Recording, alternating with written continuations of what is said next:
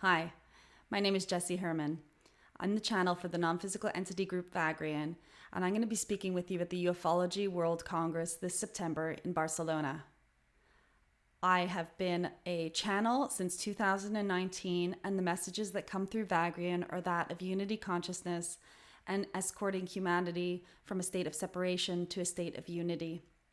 I'm going to be offering 2 workshops at the conference. The first is going to be about channeling in general, Vagrein, how I became a channel, and how we're all channeling all the time. How the communication form of channeling is becoming more and more prevalent. How this gift of tapping into collective consciousness is accessible to all of us, and my personal experiences with becoming a channel and stepping into my own power.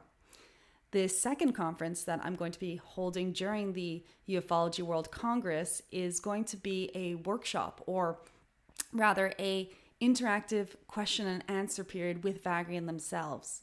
In this second workshop, you're going to see me go into the trance states, and then the audience is going to be able to interact directly with Vagrein, asking any number of questions on any topic and having direct contact with this amazing energetic being.